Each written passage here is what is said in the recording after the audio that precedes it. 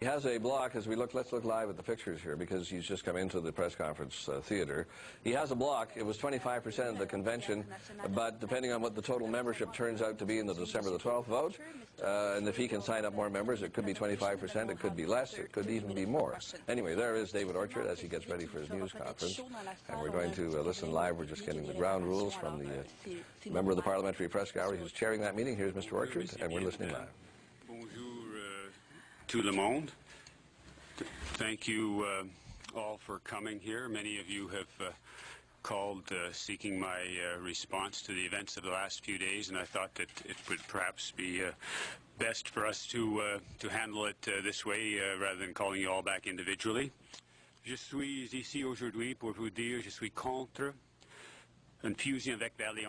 to a merger with the Canadian Alliance. I'm opposed to destruction of the Progressive Conservative Party. I'm opposed to this agreement signed by my leader, Peter MacKay, and by Stephen Harper.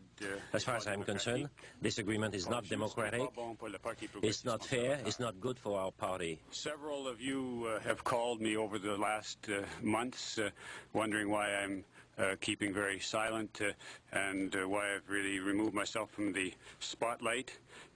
I did that because I signed an agreement with Peter MacKay at the Leadership Convention. He won the leadership, and I felt it was my place to step away and to allow him the space that he needed and not be any kind of a backseat driver. We shook hands on our accord and presented it to the media. You've all seen it, I'm sure. I'll just read it to you briefly. May 31st, 03, agreement between Peter MacKay and David Orchard. Number 1, no merger, joint candidates with Alliance, maintain 301. Number 2, review of the FDA NAFTA Blue Ribbon Commission with David Orchard to name the panel members' choice of chair with Peter in agreement. Rest of the members to be jointly agreed upon. Cleanup of head office, including change of national director and consultation timing within reasonable period in future pre-election, and some of David Orchard's people working at head office. And 4, commitment to making environmental protection front and center, including sustainable agriculture, forestry, reducing pollution through rail. Signed by Peter MacKay and David Orchard.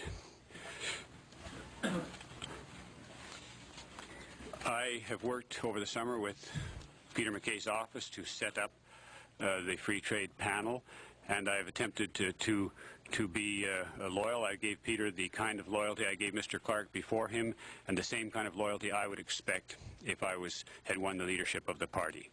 Obviously, all that has changed with the signing of this accord in Peter's press conference yesterday.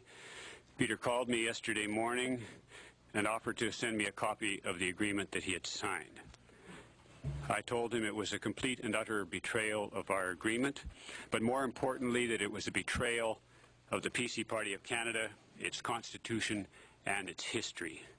It's incomprehensible to me that a new leader would campaign in a leadership race across the country, pledging that he was not the merger candidate in front of forums across Canada, then obtain the leadership on the basis of a written document pledging not to merge the PC Party and to respect its constitution, and within days after winning the leadership set in train the process to dissolve the Progressive Conservative Party. Our leader has signed a document which, if it goes forward, will dissolve the constitution of the Progressive Conservative Party on December 12th. The first duty of a leader of any institution is to uphold the constitution of the institution which he leads. Mr. MacKay did not seek or receive a mandate to dissolve the Progressive Conservative Party of Canada. What he has done, in my view, is a breach of the trust of every member of our party. This new creature, the so-called Conservative Party of Canada, if it goes forward, will be an illegitimate creation, conceived in deception, and born in betrayal. Betrayal not just of David Orchard, but far more importantly of the party, of all of its members who have labored over the years to create our party, its traditions, and its institutions. Who exactly is it that has jerked our party out of the hands of its members and decided to liquidate it? After years of struggle in both of these parties, struggle for grassroots democracy, once again, a handful of elites has taken control. Mr. Harper and Mr. McKay tell us that it's Canadians that they meet in airports and other places that tell us they wanted this. Who are these Canadians? Was there a clamor in the countryside to dissolve the party of John A. Macdonald and George Etienne Cartier? The party that created Canada, that gave us the CBC, the Canadian Wheat Board, the Bank of Canada, the National Railways, that gave women the right to vote. Who was clamoring to dissolve this institution? I haven't heard that. This document is profoundly undemocratic. Either you vote, we're told, vote to dissolve yourself, or else face destruction at the hands of Paul Martin. Are we so afraid of Paul Martin that we're prepared to destroy 150 years of tradition in this country? Are we so frightened to face the electorate with our platform that we're running to hide behind Stephen Harper's skirts? I don't think so. Let's remember who we are, the party of John A. Macdonald, of John Diefenbaker, of Robert Stanfield, of Robert Borden, and all those who went before. Let's look at this document itself, the document that's been signed. As of December 12th, as I said, both the PC Party and the Canadian Alliance will cease to exist, their constitutions dissolved, and a new creature is to arise. It says the new party will have a belief in the equality of all Canadians, a belief in our institutions of Parliament and the democratic process, a belief that Canada should accept its obligations among the nations of the world. Well, that's motherhood stuff. I would think that almost anybody could agree to that. But let's look different, a little deeper. This party, without a constitution, without policies, is to be run by an interim, hand-picked joint council which will make all the decisions. No input from the members whatsoever. They're going to use a single preferential ballot, something that was just rejected after vigorous debate in our party, yet it's been decided now and imposed on us from on high. The leader is to be selected March 21st, we're told. We might be in the middle of an election campaign, but Stephen Harper and Peter MacKay tell us, well, that's not that bad. That's not too serious. And what are going to be the policies of this new party? Well, the document tells us there might not be time to hold a policy convention or any other kind of convention before the next election. So whose policies will it be? The Alliance position on key issues, Canada-US relations, social issues, agriculture, the environment, have all been unsuccessful in attracting the voters, and are many of them polar opposites to key PC policies. Are we going to now propose a referendum on capital punishment in the party of John Diefenbaker, who fought so hard for abolition? Are we going to legislate again whether women can have access to abortion in the party of Joe Clark and Maureen McTeer, who fought so hard for women's rights? The Alliance would privatize Indian reserves, turn them into municipalities that exist at the pleasure of the provinces, abolish the historic rights of First Nations. Our party, the party that gave Aboriginal people the right to vote in Canada, stands for honoring treaty rights and full justice for Aboriginal Canadians. The Alliance would destroy agricultural institutions like the Canadian Wheat Board, which have been introduced by the Progressive Conservative Party of Canada, whose policies are going to prevail on immigration, on official bilingualism, on Quebec's place in Canada. Well, don't talk about policy. We're told we have to do this quickly. We've got pressing timelines. Well, let's look at the process. We're told that the membership of our party is to stay open until November 30th, giving plenty of time for the Alliance members to swamp our party with their larger membership base. Why would anybody join the PC party at this point after we've had a leadership race that galvanized the party? Anyone joining now is joining to influence the outcome of this vote, and the Alliance, with their membership base so much larger than ours, can simply swamp us.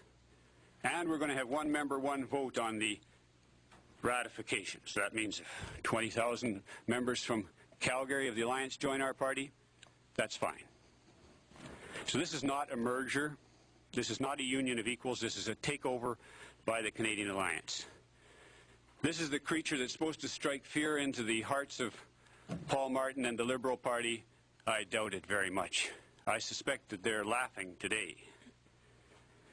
To quote a famous Canadian, this document is a mess that deserves a big no. I'm here today to tell you that I will work hard against ratification of this document. I want to work with all the Canadians who want to save the Progressive Conservative Party I will stand against intact. this document that would destroy the party that created our country. I see only one viable national alternative to Liberals, and this document, this accord, would destroy its chances. I hope to work with all Canadians who wish to save our party. And with that, I welcome your questions. Thank you very much. I have a very long list, so please keep your questions short. And one question, one follow-up. Condemns, McCharles, Toronto Star. Mr. Orchard, have you spoken to Mr. Clark about organizing to block this merger in any way? I've spoken to Mr. Clark, but the specifics of our conversation are not what I'm going to make public, but we didn't speak about organizing as such. We've spoken in general terms about this. Do you feel that you have any legal recourse at this stage? Mr. McKay says he kept his commitment to you. That document that he signed with you never precluded talk. Can you characterize sort of what you see as your avenues now? Well, the document didn't preclude talks. In fact, when these talks were first started, they were presented to me by Mr. McKay's office as just an exploration of how we would cooperate in Parliament. Well, I had no problem with that. We can talk with any party about how to cooperate in Parliament. The end result is destroying the Progressive Conservative Party of Canada. It's a totally different kettle of fish. We're not going to be able to cooperate with anybody. So your legal avenues, do you have them? Well, I'm just leaving all my options open at this point. Julie Van Dusen, CBC. Mr. Orchard, what does all this tell you about Peter McKay? I don't know Peter that well, and I don't know precisely what his thinking on this is. He presented this. I asked him in the conversation we had, what has changed for you, Peter? Paul Martin was the de facto leader of the Liberal Party on May 31st when we signed our agreement. And when you said you were not the merger candidate, when you shook my hand and looked me in the eye and said there will be no merger with the alliance. So what has changed? And I couldn't really get an answer from him on that question. He said that his assessment of the situation has changed, something to that effect. Do you see him as a man who can't keep his word, or is it that was then, this is now? I mean, is there a logical excuse?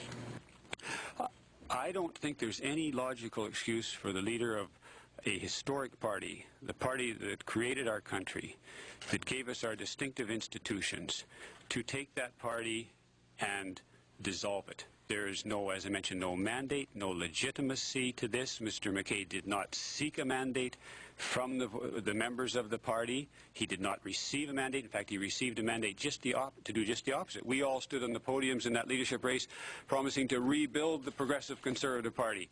And I remember Peter in his speech election night threatening Paul Martin with the fear of the new rejuvenated Progressive Conservative Party.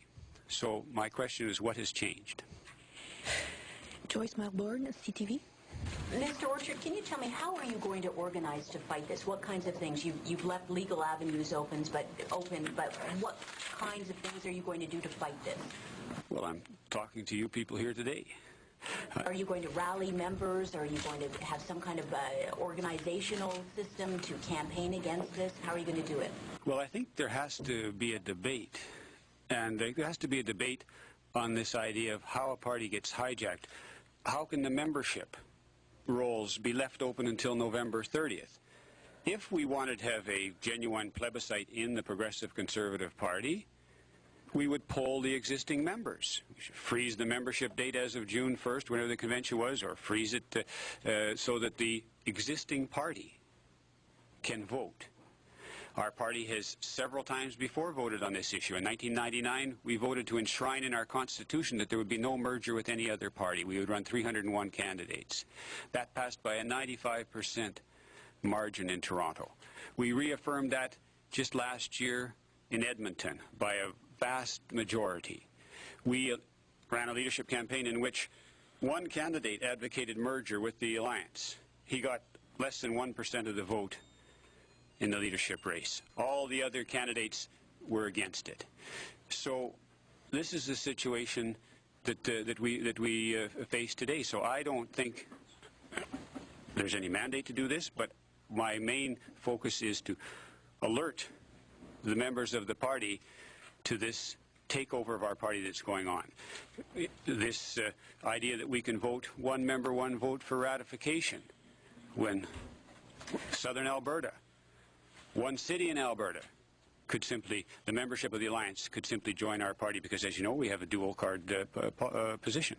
So they've got lots of time, 6 weeks, and already I've spoken to several presidents across the country. Alliance members are joining our party right now. They're not joining for any other purpose than to influence the vote of the Tories.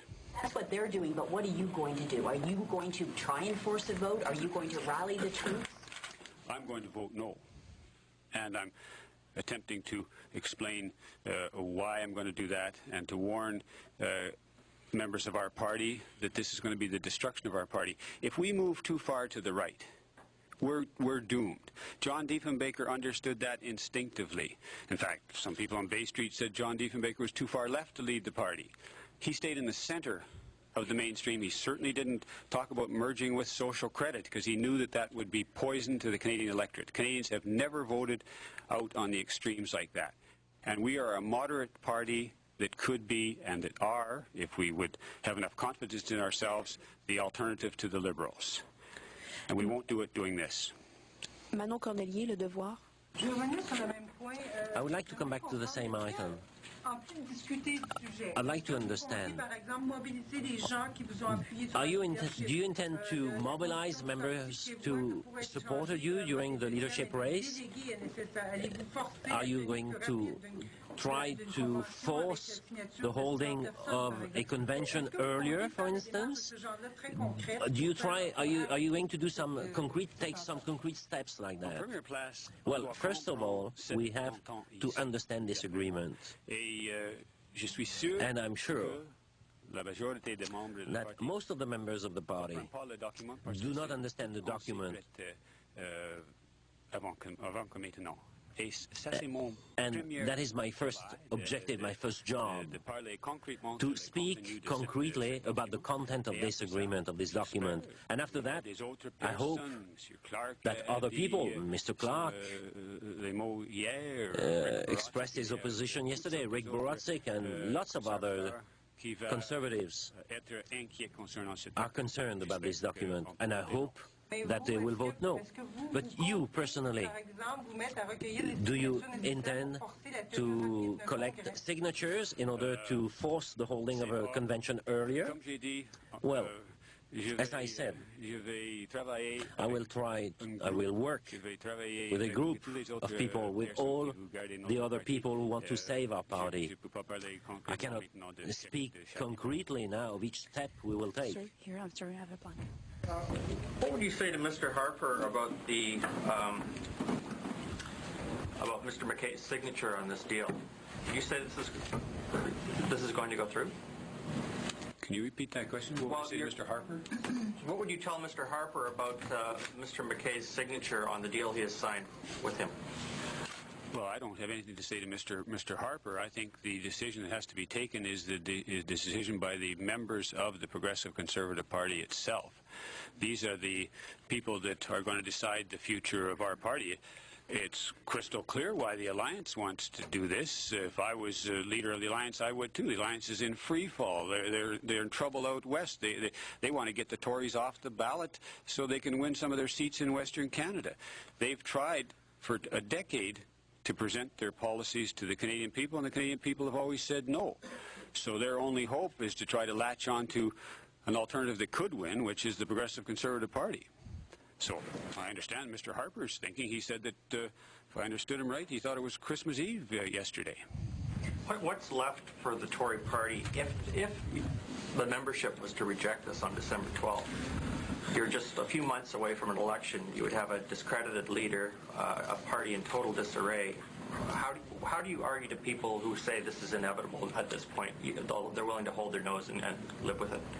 Well, that's the kind of blackmail, actually, that's being. That's why I mentioned that it's being presented as a fait accompli. Either you vote for it or you're doomed. I don't accept that at all. In fact, I would say that we're much more doomed if we merge our party into the alliance, which is going the way of social credit and is going to disappear if we don't rescue it. We're much more doomed if we go that route than if we pull up our socks and get to work and present. We have to take a look at why is the PC party having difficulty. We have to take a look at our policies, and we have to present policies to Canadians that they're interested in. This idea of dancing around with some backroom deal, hoping that we can finesse this by Canadians and get into power through some mechanics of this, that's not how it works. A party will get into power through hard work and through presenting policies that Canadians want, whether it's on the environment, whether it's on our relations with the United States, whether it's on trade, whether it's on a number of others. It's, what's happening to our cities, transportation. These are policies that a party has got to put forward for the electorate, and we could still do that. We've got a good policy base that we ran on, and it's not too late to pull the fat out of the fire. It's going to be too late once we dissolve the constitution of the Progressive Conservative Party. Brian Maggie, Global Mail. I was just wondering, Mr. Orchard, is there any way in which you could see using your forces and your influence to ensure that this new entity, whatever it happens to be, actually reflects your own view of the world? I mean, why not sort of get in there and punch it out with these guys and develop a policy that looks more like kind of party that you want it to be? Well, it's not my own view of the world that I'm trying to impose on anyone. I've participated, as you know, I've given my life for the last half dozen years to the Progressive Conservative Party. There are many others in this country that have given a much longer period of time to the party. You win some, you lose some. In fact, I'm sure most people would say at conventions I've probably lost more than I've won. But that's the way democracy works. What I'm saying now is we're facing the destruction of the very vehicle that Canadians, the only other institution Canadians have ever elected in the history of the country. There's only been two parties that have been elected, the Liberals and the Progressive Conservatives. Now we're about to destroy the only viable alternative to Liberals. And I'm saying, what are we scared of? The Liberals aren't running around saying we have to merge with the NDP because we're too frightened to appear in front of the Canadian electorate. We don't have to do that either. We just have to work in terms of policy, as you said, and get that message out there, and we can once again be the alternative. Heaven knows Canadians are looking for an alternative to the Liberals. Just as a David Orchard, he is going to fight the merger agreement signed yesterday by Peter MacKay, the leader of the Progressive Conservative Party, with Stephen Harper, the leader of the Canadian Alliance. He says it is illegitimate, conceived in deception, born in betrayal. And David Orchard is an opponent of this, obviously, and he's going to lead the fight, he says, against it, although just what that fight will be, we'll have to wait and see. Short break, back with more. Don't go away. Don't go away.